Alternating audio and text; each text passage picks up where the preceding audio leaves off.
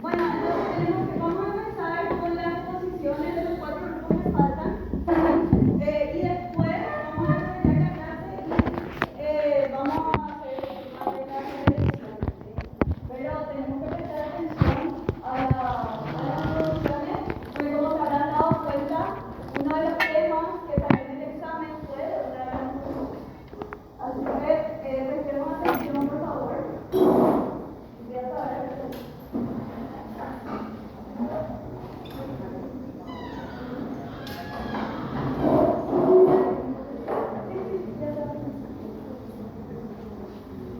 Bueno, pueden empezar con chicas y vamos a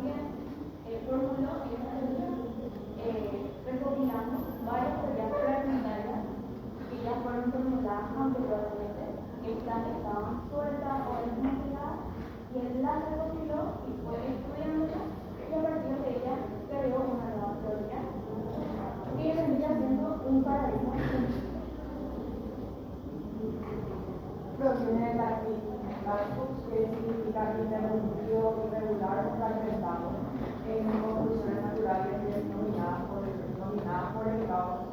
Estudia los intermedios entre las dimensiones enteras, es decir, cero del punto, que el punto tiene una dimensión cero porque no ocupa espacio, uno de la línea, que solo tiene longitud, dos del plano, que solo tiene largo, ancho, y 3 de volumen, que sería largo, ancho, altura, que también se les puede llamar dimensiones fractales, ya que los fractales se encuentran en esta dimensión.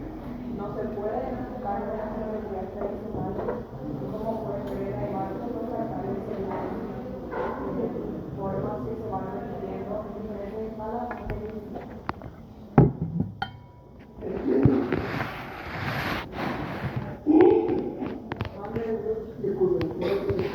Todos están entendiendo y atendiendo.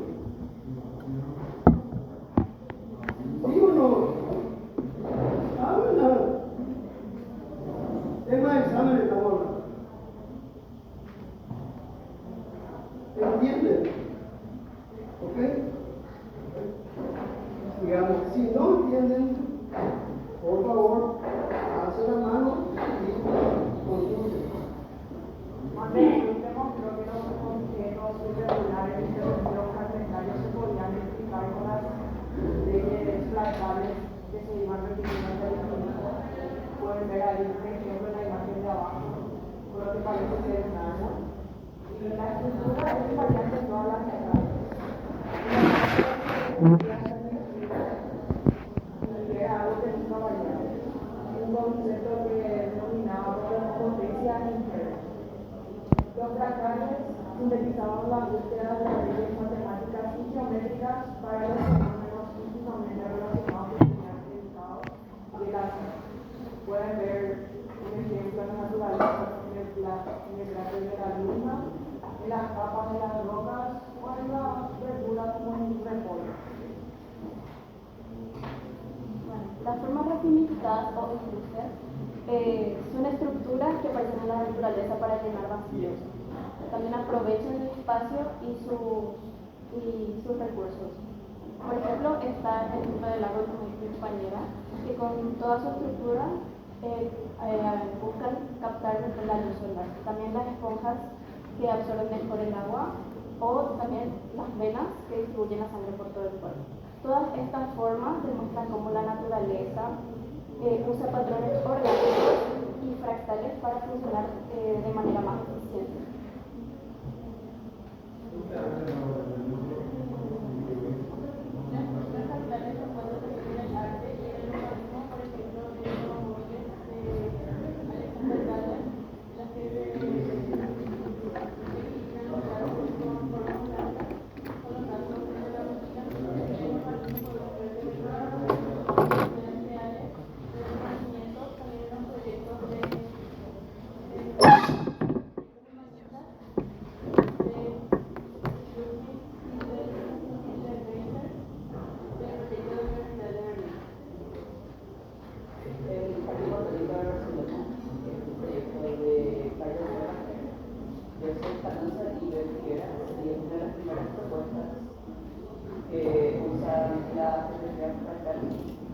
Para la realización de escenarios y de paisajes.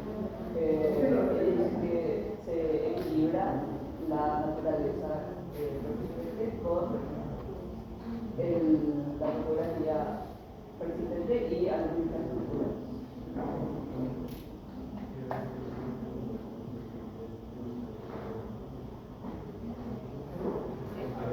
¿Alguna pregunta? Alicia. Pasa. El otro grupo, el siguiente.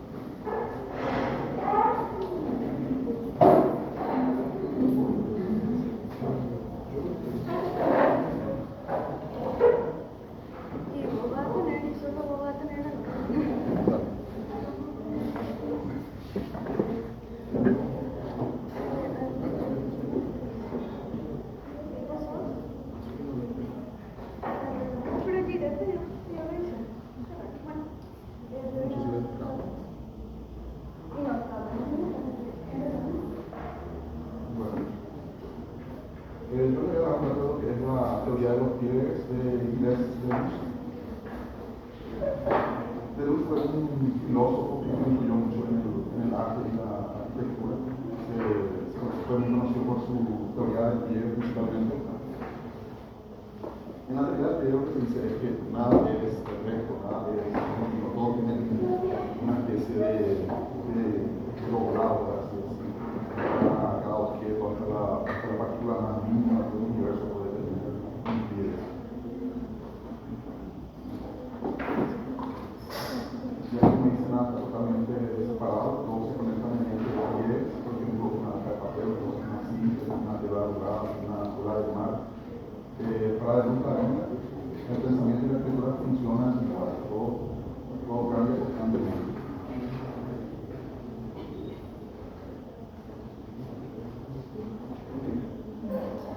Y en la arquitectura, la teoría del pliegue se ve mucho, por ejemplo, en las curvas, en las fluidez. nada de todo más orgánico, por así decirlo.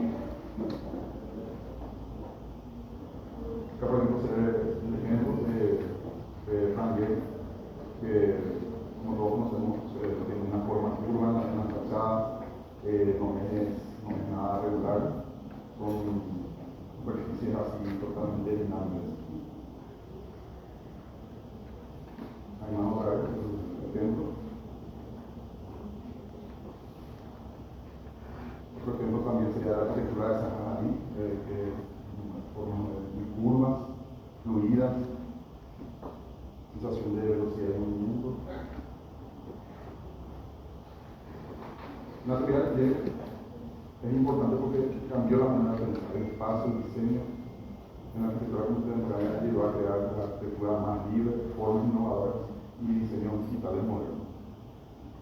Una crítica a este tipo de pensamiento respecto a la arquitectura sería que es un pensamiento muy abstracto, no es fácil llevar a la realidad, llevar a cabo este tipo de ideas, de materializar. Y la teoría del pliegue propone una forma de entender el espacio, aportando a continuidad y movimiento. Eso se llama idea de la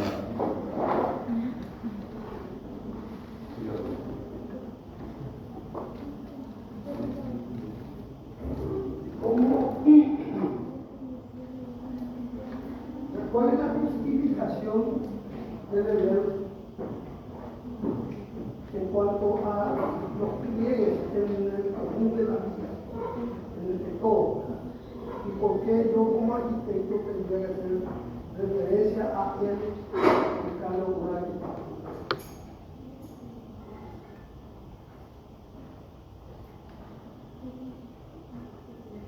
Y se llama buscando formas más orgánicas.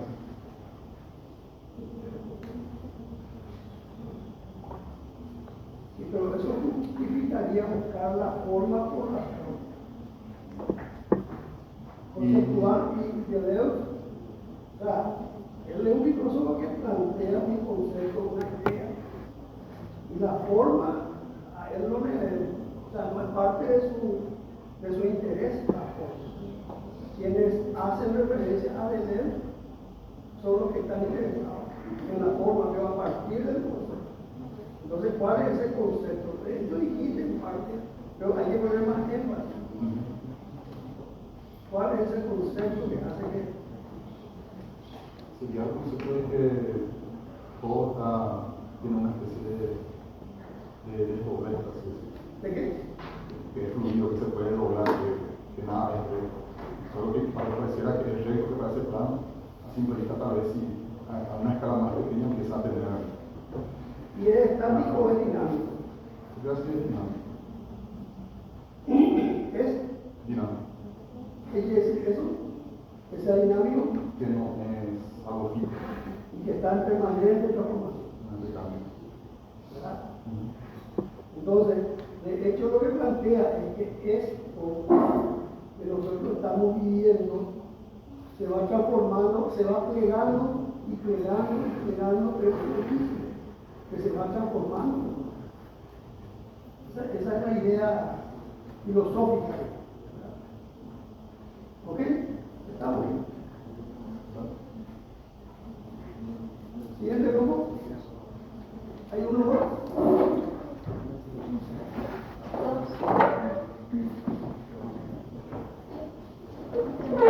Sí, esto es la cosa.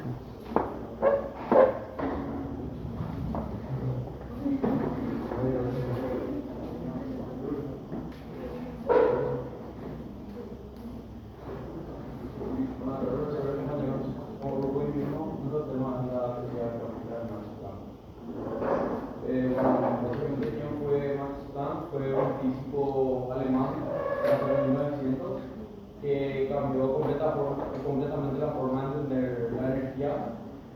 Hasta ese momento la ciencia pensaba que la energía era continua.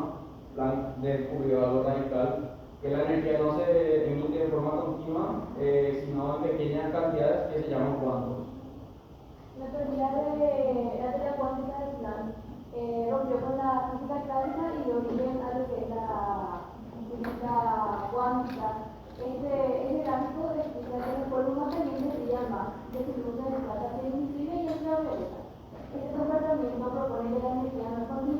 sino que se emiten esos pequeños paquetes que él llamó cuadros. Y ahí se puede ver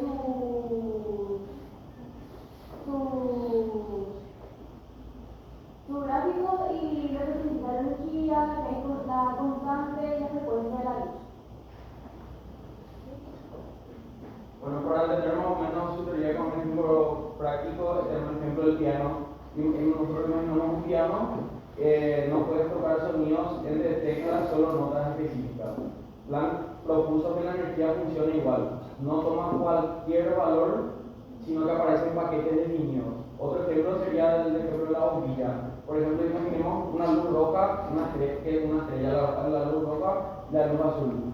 La luz roja emite menos energía y la luz azul emite mayor energía.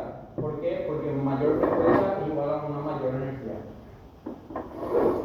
¿Entienden todo? Yo no termino de claro. Explicando, ¿verdad? No, quiero que atiendan y entiendan. Esto es hiper actual. Para ustedes. Hiper. O sea, para mí también, ¿verdad? Pero para ustedes que van a hacer arquitectura, ahora, siglo XXI, esto es. Esto del piano habla prácticamente que el sonido no se emite así en forma general, sino que es por partes. Y por ejemplo, otro ejemplo que encontramos también era uno de una rampa y una escalera, que vos te podés situar en cualquier punto de la rampa, pero en la escalera vos te colocás por escalón. Ok, ahora les voy a hablar de la relación entre el caos y la teoría cuántica. Antes del siglo XX se presenta que el universo estaba totalmente ordenado y era bastante predecible, a lo que estábamos siempre acostumbrados a ver. Luego, después de Planck, con su teoría, aparecen límites con la predicción, la naturaleza se entiende como más compleja, surge una visión menos rígida del mundo.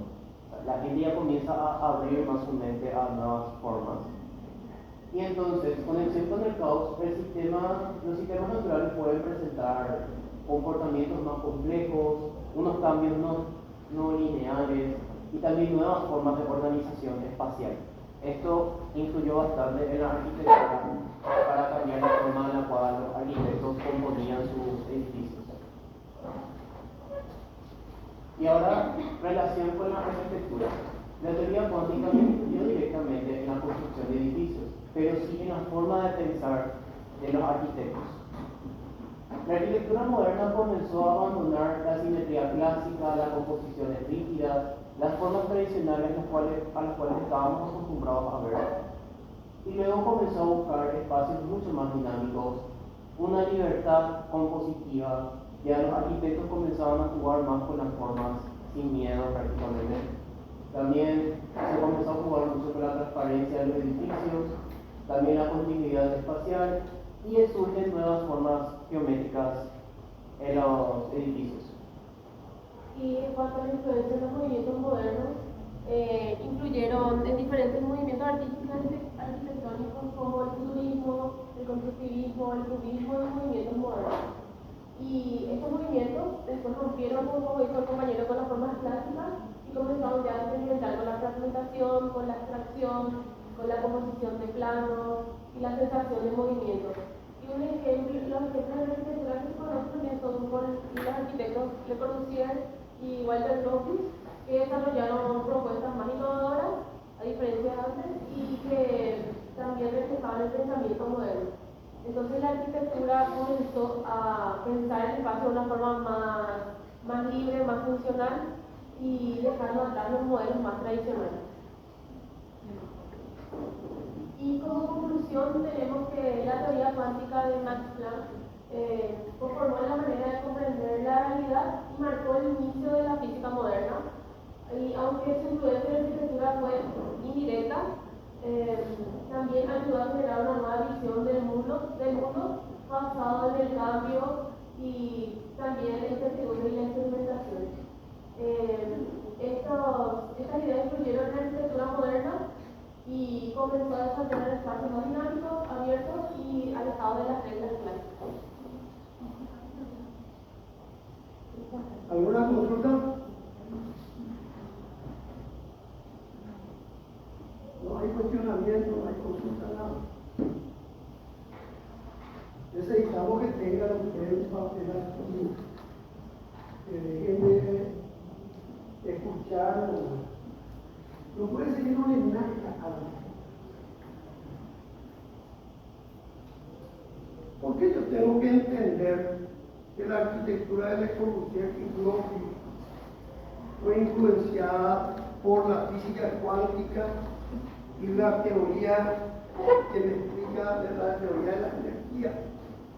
Cuando que la obra de Le Corbusier, o cualquiera de ellos, es una obra que se basa en la regularidad, en el orden, en lo estático, en la horizontalidad también si se quiere.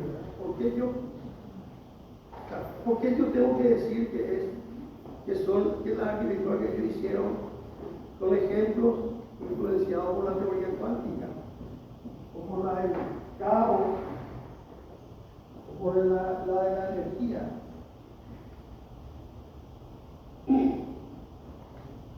Esos son los ejemplos que nosotros encontramos porque rompen con lo que antes se creía. O sea, que esta teoría del plan muestra una nueva realidad y hace que los arquitectos experimenten más con los espacios y con las formas.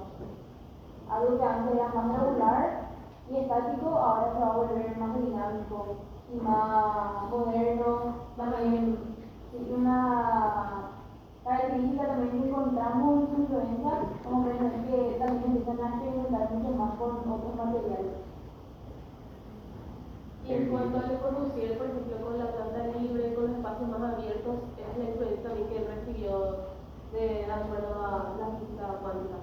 Que antes era todo un poco más cerrado, entonces ellos vieron algo más dinámico que podían abrir eso. Por ejemplo, el cubo con la transparencia al utilizar los vidrios en las fachadas. El uso de grandes ventanales, por ejemplo, hace que el espacio sea mucho más dinámico. Te limitan el espacio, pero tampoco te encierran en cuatro paredes, por así decirlo. ¿Qué opina el resto? Opinión, ya vimos, ya hablamos de Corbusier, ya acaban de escuchar la exposición. ¿Qué opinan?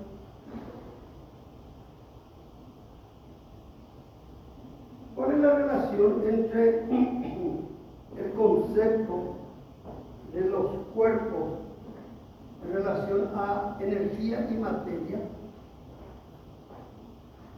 que plantea, yo ya quiero decir, Robert Plant? ¿Cuál es la relación?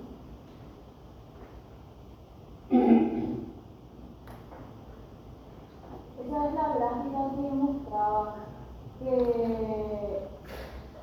un objeto emite más radiación en longitudes de onda más cortas y que eso va aumentando su temperatura.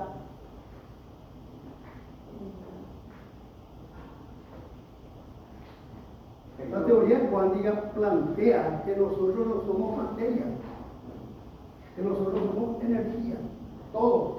O sea, plantea también, Yo, la mesa, el vaso, vos, todo. o sea, plantea también que el cuerpo no es algo rígido, sino algo en movimiento que tiene energía. Claro. Y es realmente un concepto, al igual que todo lo que estuvimos viendo, la de los fractales, la de los pliegues, es un concepto que viene a echar todo por el piso. Todo, ¿verdad? Y si bien, ¿de qué año es Planck? 1900. Si bien, igual que Einstein, ¿verdad? Si bien es contemporáneo casi a Le Corbusier, sin embargo, yo creo que es forzado, y doy mi opinión personal, ¿verdad? Podemos contrastar con los lugares donde ustedes investigaron. Yo creo que es forzado relacionarle a la arquitectura racionalista, a la arquitectura moderna, salvo en el tema del manejo del espacio, entendiendo el espacio como una ausencia de materia. Desde ese punto de vista, y ahí por ahí puede entrar el tema de la luminosidad que se consigue a al vidriar eso. Sin embargo, el objetivo buscado por esa transparencia, el objetivo buscado en el manejo espacial, no es el mismo que lo que después se buscaron quienes se refirieron a la teoría cuántica, a la física cuántica, ¿verdad? Es una coincidencia. Igual que el organicismo de Frank Lloyd Wright tiene mucho que ver con la teoría de los fractales de Mandelbrot. Sin embargo, él al hacer su arquitectura no se refirió a Mandelbrot. Sí, cuando hacen otros como Murga y compañía, que cuando hacen algo bien orgánico, se refieren a los fractales. ¿Me entiendes? ¿Me entiendes lo que quiero decir? ¿Verdad? ¿Por qué nosotros estudiamos esto? ¿Por qué estudiamos el concepto? Porque entendemos que, y respondo, porque esa es la idea de la cátedra siempre, porque el concepto es más fuerte que la realización. Porque antes de la realización está la idea. Y en la medida que la idea, la filosofía, el concepto, la ideología va cambiando, cambia la arquitectura. La arquitectura no se consigue solamente porque se quiere tener formas más dinámicas, más curvas, más puntiagudas. No es esa. Esa es una consecuencia de esa ideología. ¿Por qué? Porque esa consecuencia, salvo que vos seas un pintor surrealista o un pintor surrealista en donde vos dejás librado la imaginación al gesto, al azar, a lo que sea, ¿verdad? Vos necesitas algo que también tiene una ideología, un motivo. Vos necesitas una ideología en la que apoyar la idea. Entonces, es muy importante porque cuando veamos las arquitecturas basadas en esto, vamos a ver de qué manera materia y energía aparecen contrastadas. Cuando hablamos de Le Corbusier, cuando hablamos de Gropius, todavía estamos en una etapa en la que se habla de causa y efecto, más que de probabilidades. Entonces, a mí no me parece que sea la relación con la arquitectura moderna, no me parece que sea adecuada. Mi opinión, ¿verdad? Pero eso no invalida lo que ustedes dijeron. Capaz se refiere más también a la etapa de Corbusier más brutalista, por así decir, o la etapa en la que él hace la asamblea de Janvier y la otra iglesia en que él juega mucho más con las formas.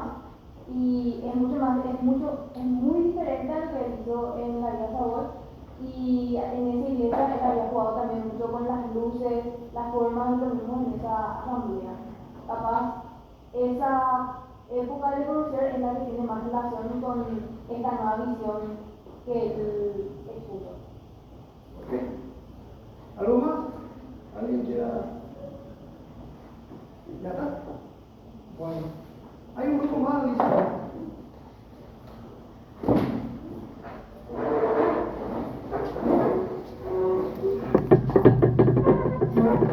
Todo luego.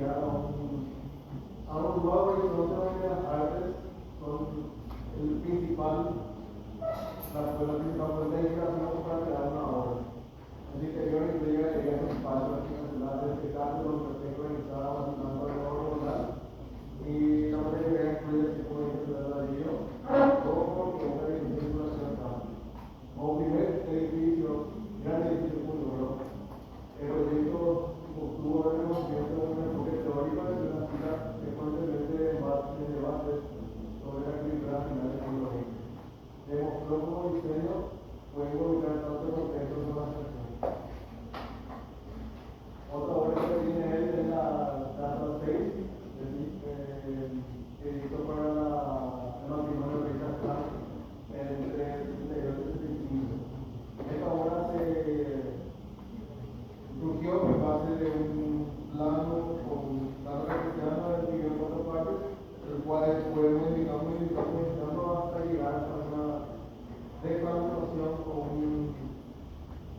una forma de ver la arquitectura diferente, que no sea solamente un cuadrado, sino que tenga varias partes interrelacionadas entre sí, pero tampoco formaba un conjunto de sí. Y también la estructura era básica, pero también tenía su complejidad. Era pilares y vías que en ocasiones de repente la vía no llegaban a su punto, se cruzaban, no tenían ninguna función, igual que los pilares también de repente llegaban a su punto.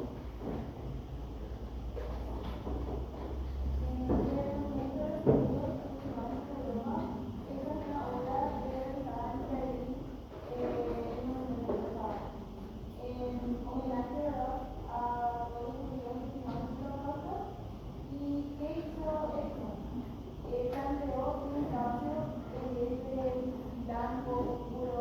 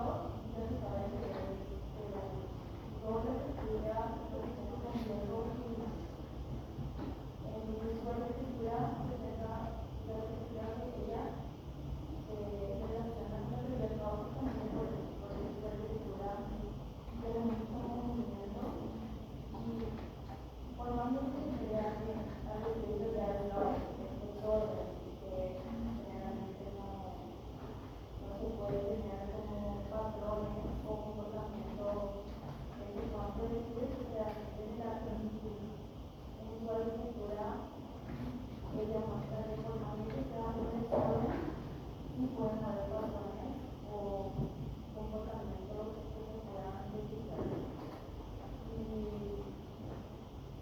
Y eso, la productividad, todo lo que es un movimiento, la identidad,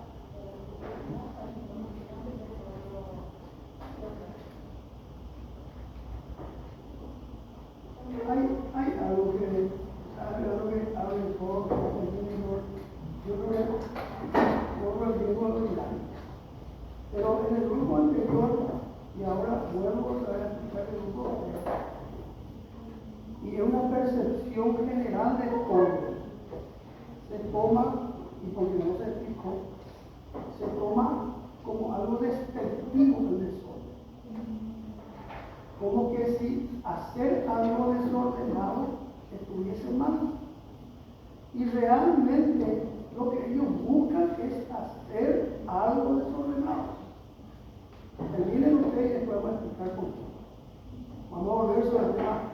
No hay un desorden aparente o desorden que se quiera ocultar. No, si vos decís tu obra es desordenada, feliz a quien hizo el desorden, tanto a Eisenman como a Isaac Agardi, porque el desorden es lo que se está buscando, porque en eso se basa el caos, en el desorden. Después vamos a volver sobre el tema.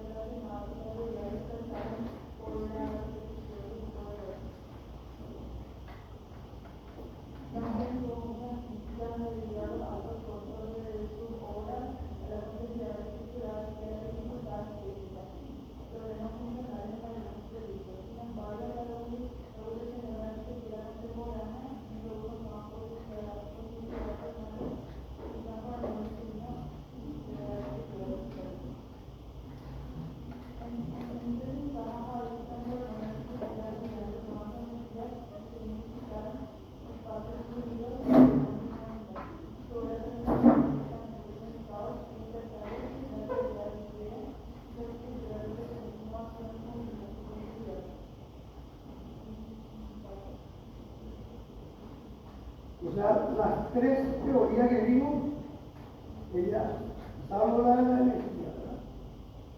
Faltales, pliegues y el caos. El caos. ¿Por qué decía yo que el tema del orden es el desorden y el caos? La idea, históricamente la idea de la concepción del mundo y de la búsqueda del hombre era ordenar lo desordenado. eso era algo, digamos, como una cuestión de civilización y barbarie. El desorden, el caos, era sinónimo de barbarie. El orden era sinónimo de la civilización. Y eso está desde la redacción del primer libro del Génesis, cuando habla que Dios puso orden al caos. A partir de ahí hasta hay algo místico, ¿verdad? Y todos los filósofos inicialmente también te hablaban del orden. La arquitectura en sí era la búsqueda del orden. Por eso que la arquitectura de Corbusier también, la arquitectura del racionalismo, es una búsqueda de orden. Por eso que no es un buen ejemplo de Abraham, influenciado por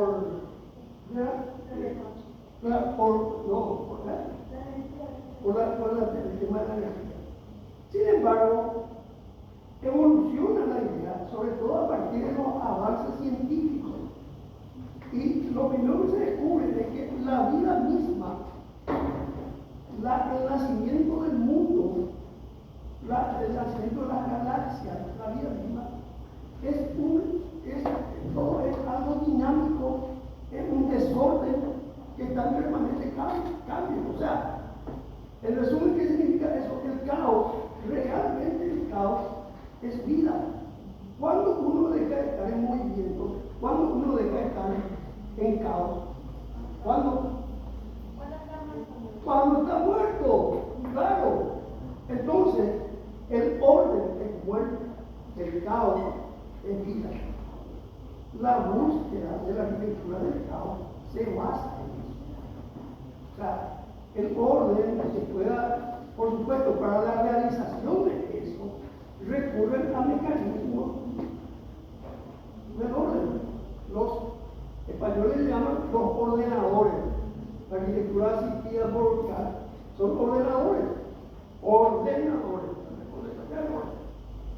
Cuando uno hace una arquitectura basada en los fractales, hace una arquitectura que tiene aunque es orgánica, dinámica, tiene movimiento de fluir, tiene un componente racional que Mandelbrot no mucho como. Pues aún los ejemplos de la naturaleza pueden ser ordenados, pero no ya dentro de la geometría euclidiana, sino la geometría fractal, etc. Entonces, el caos, recuerden, no es una cuestión negativa, al contrario, es una cuestión positiva. La arquitectura es un caos, ahí usted tiene que cobrar más. Sobre todo, así no se cobra, bueno, no sé, ahí terminamos. Y empezamos con la explicación.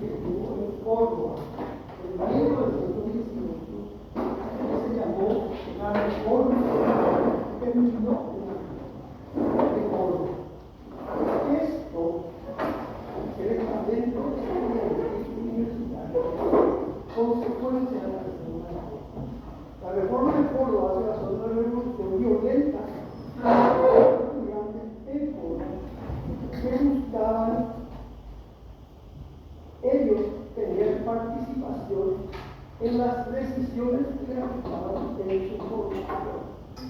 Entonces ellos consiguieron que su formación sea una propiedad paritaria. Anteriormente a eso, el estamento administrativo, directivo, más los docentes decidían todo. Entonces ellos se sentían de alguna manera marginados de la decisión de su formación. ¿Por qué le digo esto?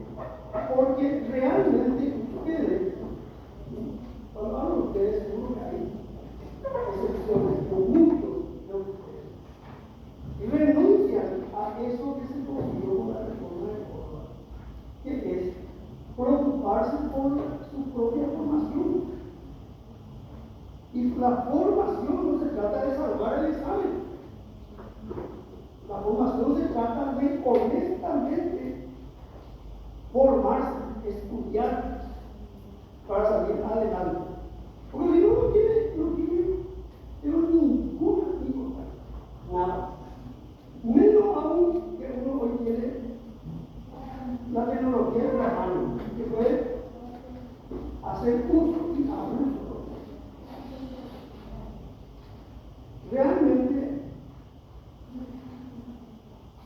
y después voy a quitar otra vez la reforma de Córdoba, porque uno de sus principales activistas fue un estudiante de medicina psiquiátrica llamado José Ingeniero. A lo mejor alguna vez escucharon a José Ingeniero. José Ingeniero escribió fácilmente uno de sus libros más famosos se llama El hombre mediocre.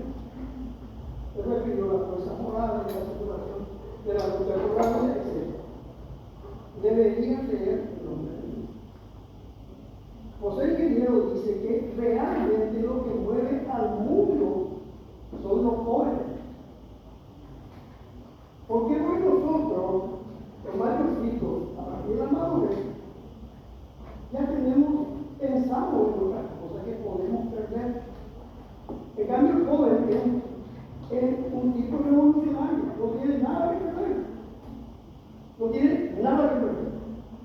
Entonces, los cambios de la sociedad los generan los jóvenes, ustedes. No nosotros lo que tenemos que hacer es motivar los temas que ustedes tienen cambio. Pero para eso, ustedes se tienen que interesar en realmente generar cambio. Lean la José Ingeniero. El hombre de lo que hoy es fácil bajar un libro, lean. ¿Quién nos lo dice? Nosotros este año establecimos un sistema que es el 60%, voy a reiterar más, a lo que ya se habló en la pintura, el 60% es el proceso y los exámenes. Ese proceso y el 40% del examen final. ¿Verdad? Ese 60% está dado, o llamémosle 61, está dado por 20 puntos o 20% los trabajos que hay. Y 40% por los exámenes. Por una cuestión de organización, eso dividimos en una primera etapa en que el examen era 20, el trabajo para era 10, 30, más 30. Si ustedes hacen una relación matemática simple, un tercio de esos 60, o sea, 20%, son las imposiciones. 20%. Y las exposiciones, yo particularmente creo que son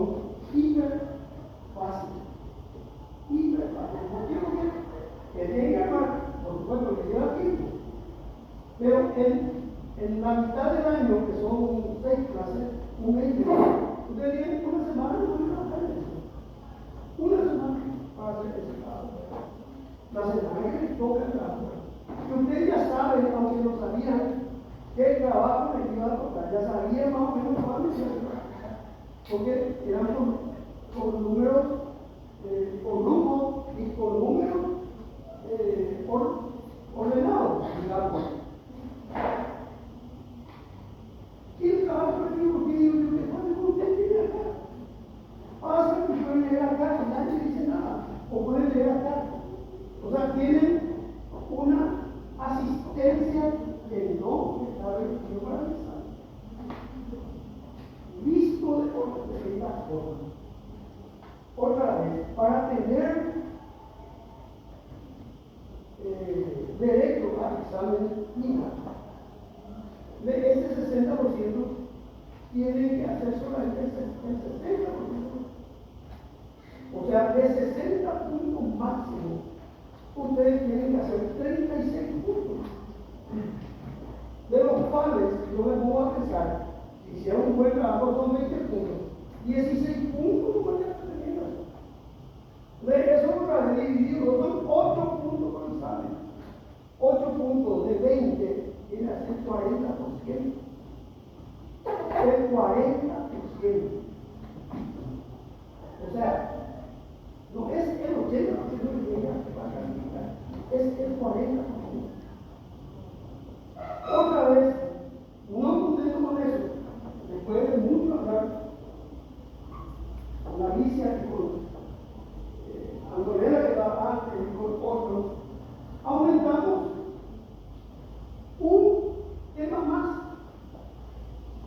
Yo me puse mucho tiempo, porque yo pensaba, ¿le vamos a dar temas?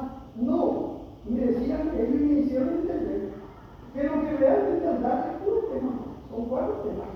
Le estamos dando más probabilidad de acierto. Porque si le damos un tema y ese tema no cae, 0. Si le damos 2 temas, ¿verdad? Y un tema no cae, 50%. Si le damos 4 temas y un tema no cae, 25%.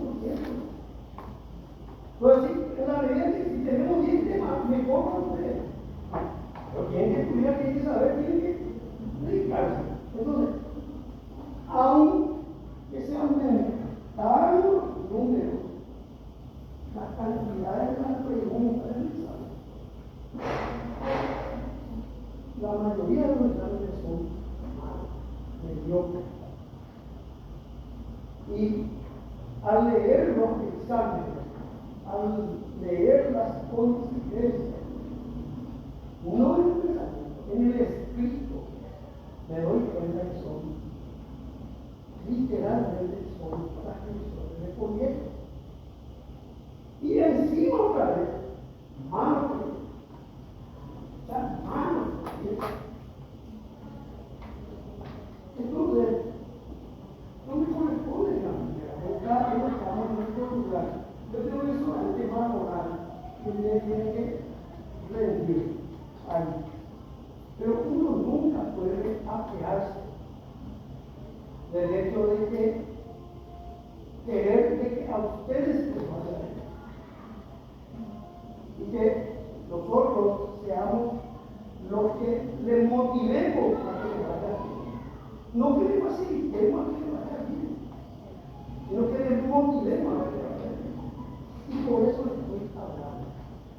Ustedes están en el cuarto segundo, 3 años, 2 años, 3 años, los tanto había que traer hacer proyectos no es hacer solamente un dibujito. Muchos creen que nosotros solamente hacemos dibujitos. Va a llegar el momento que le digan a ustedes, hacer un dibujo. Ustedes tienen que honrar a los tienen que honrar, tienen que ser buenos. Nosotros podemos, como pedía de solución, cambiar la sociedad con un grano de arena. Pero para eso tenemos que ser buenos, no tenemos que ser mediocres. Y tenemos que proponernos. Muchos creen que manejar bien en mi época también creían que dibujar bien, hacer una buena perspectiva, ya le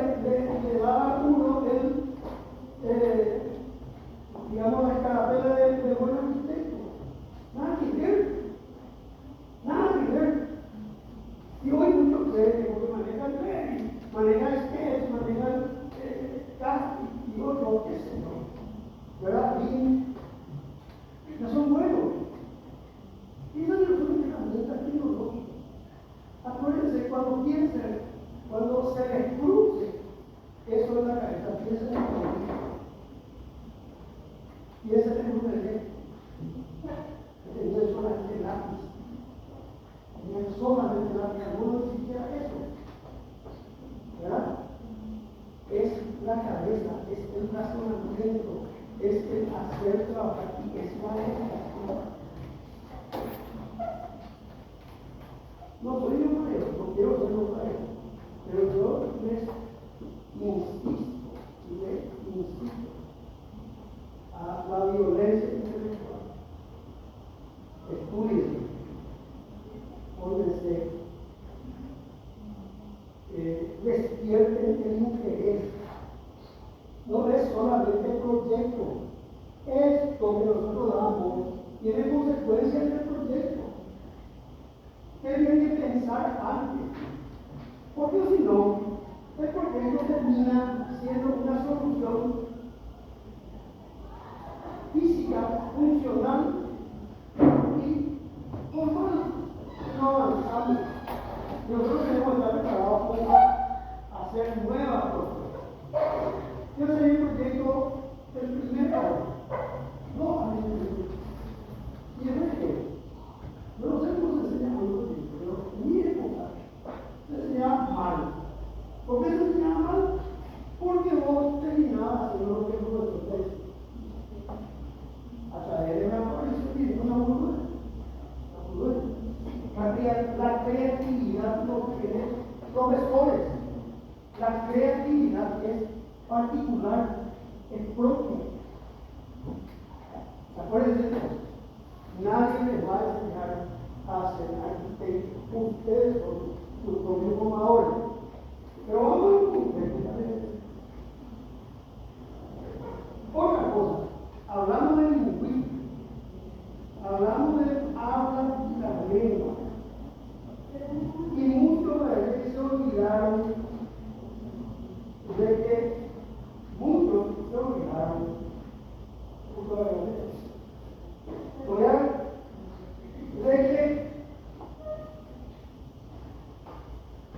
que el habla termina donde ya la lengua no se entienda.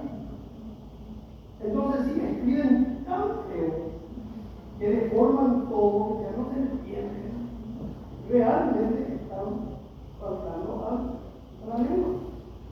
Y uno lo puede utilizar. Eso es, hay una cosa constante, digamos, pero yo tenía un amigo, Carlos Martínez, que se llama Liceo, que tenía una letra horrible. Y le dijeron, entonces él hizo, compró un cuaderno nuevo de plata, y ya aprendió la escritura de la arquitectura es una vida. Pero más que nada, porque para poder transmitir sus ideas. Bueno, vayamos por el examen. Vamos a ver el examen o después. Bueno, ok. Yo.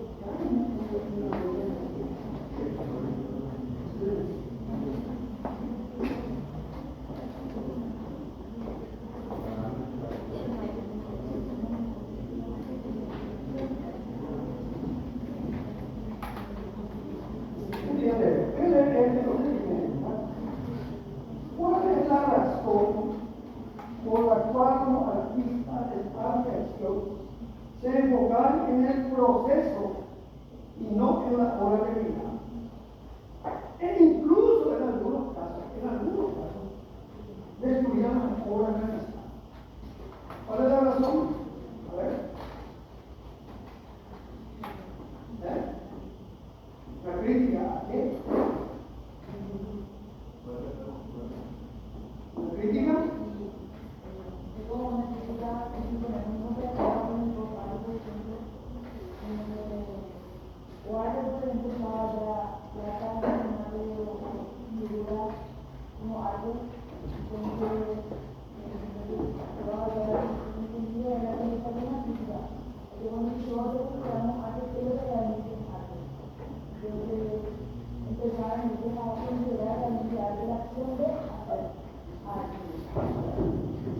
La crítica a lo que era el arte en sí, pero eso otra vez es arte. ¿Alguien más? Pero ya sabemos, eso dice, pero ¿por qué? ¿Por qué? Porque a veces no voy a repetir igual que la cosa, siempre terminaba con algo único.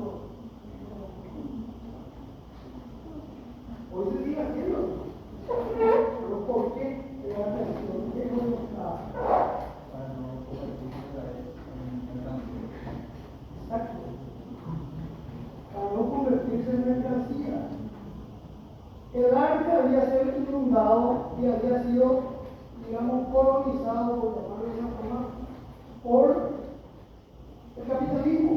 Entonces terminó siendo una mercancía. Pero hay que saber leer también. ¿Verdad? Porque hablan del proceso, pero también hablan de la ruptura. ¿Por qué rompían? Si le ponían mucho énfasis, ponían al proceso. Le hicieron todo. ¿Por qué tenían que romper después? Para que no fuera mercancía. ¿Ok? Por supuesto, una crítica no se hacía a la comparte. Este, por ejemplo, dice, porque en el proceso estaba la entrega, la técnica utilizada y los conocimientos, por lo que se valoró más el proceso que el resultado como testigo de lo organizado por la sociedad. ¿Qué dice el texto? A ver, ¿qué creen que es? Nadie va a dar cuenta de que no va a hablar. Nadie sabe. ¿Qué dice el Isabel?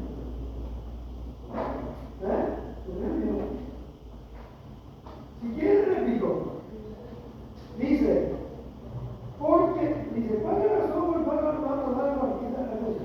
Porque en el proceso estaba la entrega, la técnica utilizada y los conocimientos, por lo que se valoró más el proceso que el resultado como testigo de lo realizado aquí. Nada, acá dice nada.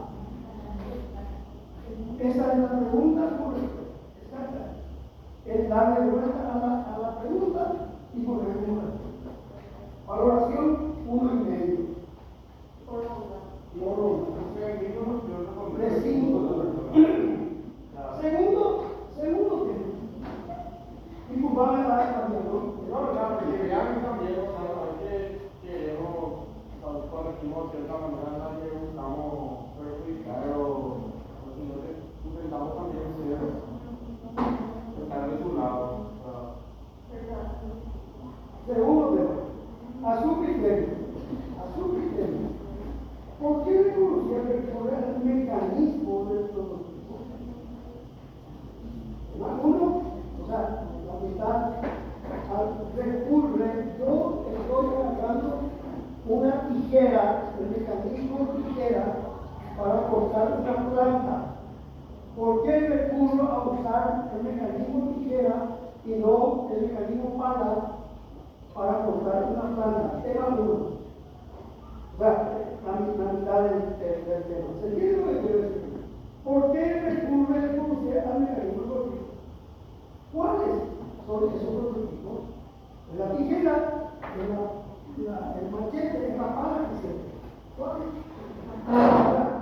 La pregunta, y eso me dije, y siempre me digo, las preguntas son asertivas. O sea, ya decimos nosotros que hay un mecanismo que es el prototipo, porque queremos saber por qué es el mecanismo. ¿Y cuál es ese también? ¿Por qué le considero que yo la prototipo? Bueno, tal vez examinemos, porque de esa forma vamos a aclarar la idea. ¿Por qué? O va a decir, ya me va a dar más importante. ¿Por qué?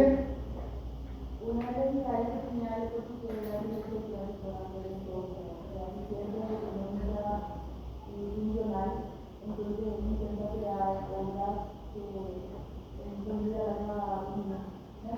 Yo sabía que yo puedo así mismo tener dos lugares, en dos lugares, independiente del clima o del como casi como agarrar un centro igual no importa que no sea Es cuestión de razonamiento. ¿Qué no significa un prototipo? Estudiamos después qué es un prototipo. ¿De qué área, por lo general, se construyó un prototipo? Se construyó un prototipo. Ahora se construye un prototipo. Un auto que se hace un prototipo. Es el primer tipo que después se va a repetir 1000 veces. Lógicamente, la intención es esa. Que decía el otro día. en lugar de repetir 1000 veces. Esa es la intención. La segunda pregunta es una pregunta de conocimiento. ¿Cuál es el conocimiento? ¿Fracasado mi nunca? ¿Fracasado 5 años? Sí. También creo que es importante entender que el prototipo es el resultado final. ¿Sí? O sea, el prototipo final. ¿Okay? Cuando se va a fabricar, se hace el prototipo final. No se hace, creo que voy a vender el prototipo falta, el prototipo secreto. Muchísimos quisieron mencionar los 5 puntos de Le Corbusier como prototipo. Esos no son prototipos, son herramientas, elementos que forman, características que forman o pueden llegar a formar prototipos. ¿Sí? Hay problemas conceptuales. Este examen dice, recurrió a los cortitos, así, una frase, una variante. Recurrió a los prototipos para la mecanización de las casas y la producción de serie. Está ya contenido el concepto en esa frase.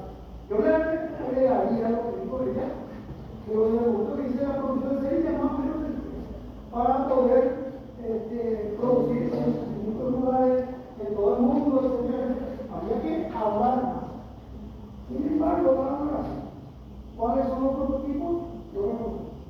Sin embargo, la valoración es la mitad de los 5 puntos, 2,5. O sea, valoró bien la respuesta, pero lo valoró, lo dijo que era casi mal, pero no. El tercer ítem, ese fue un. ¿En qué se diferencia el método para proyectar utilizado por Wickham del propuesto por el racionalismo? Un método. Ahora, ustedes piden la metodología de evaluación, la metodología de realización de algo. O sea, ¿qué es el método? Vamos a partir de ahora. ¿Qué es el método? Así, palabras sencillas.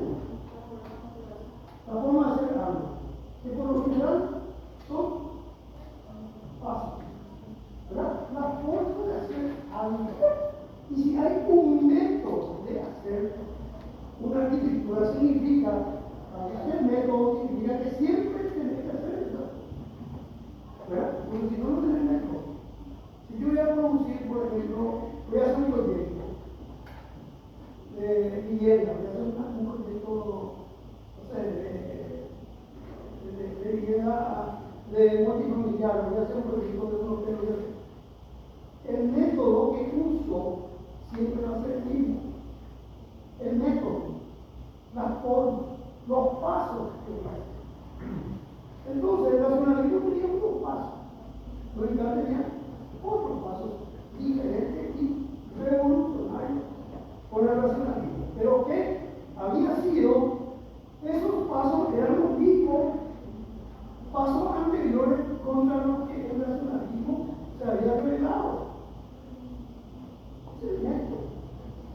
Esta respuesta se me consideró mala.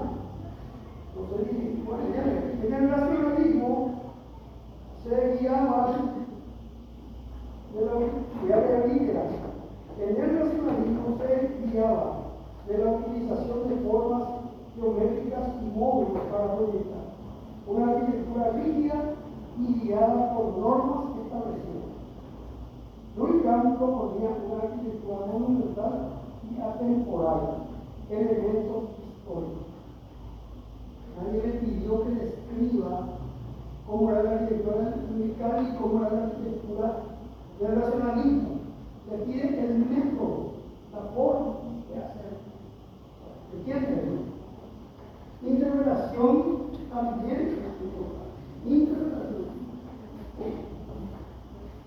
Nuestros temas de examen, por lo general, y ahí voy a hablar con esto, no son válidos con los boletos, porque los boletos son literales.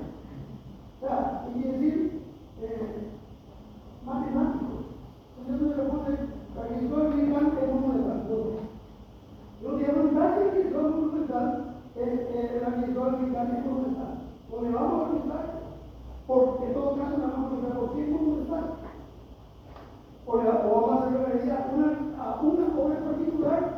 hablando de que conforme a la característica, ¿por qué hizo eso? Pero esto va a ser el último punto. Explique por qué, ese fue más fácil. Explique por qué las obras de Cristo de Álvaro Alto son estudiados como ejemplo del realismo magnífico existencial. Explique por qué son estudiados. O sea, la pregunta dice básicamente, ¿por qué Álvaro Alto es humanista existencial? ¿Por qué su obra es humanista? ¿Entiendes? ¿Quién estuvo bien en este caso? Porque su obra se puede observar la utilización de materiales cálidos, integración con la naturaleza, una arquitectura más humana, teniendo en cuenta la experiencia emocional. Se puede citar obras como San Salmo, con materiales cálidos y logra la integración de estos. ¿Perfecto? Esa es la forma de valorar. Bueno. ¿Alguna pregunta?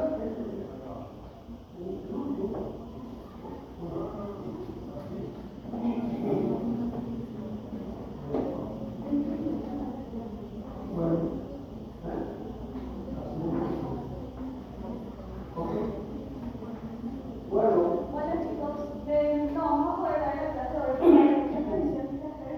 Entonces, esto ya está posteado en la plataforma para que puedan vernos. Como siempre, saben ustedes, lo que requieren son días.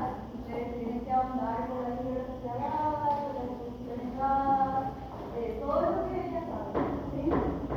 Entonces, pueden estar ahí todo lo que se dio en el momento, ¿verdad? Ya de la primera clase de Foucault, ya de Foucault, de todo lo que es la evolución industrial hasta ese tema de resultados de ese tema de examen final, ¿sí? Entonces, prepárense, ya que tengan experiencia con la forma de hacer un examen en la carrera, ustedes la presentaron, entonces nos vemos. Por favor, no dejen pasar mucho tiempo para rendir el examen final. ¿Sí? Eso les voy a decir también. No dejen pasar solamente una hora y digan que 2 años o un año, porque se van a olvidar. ¿Sí? Entonces, prepárense con un buen conocimiento fresco para venir a rendir el final. El final de 40 puntos, por lo general son 4 preguntas de 10 puntos cada uno. ¿Sí? El mismo tiempo de examen de ¿sí?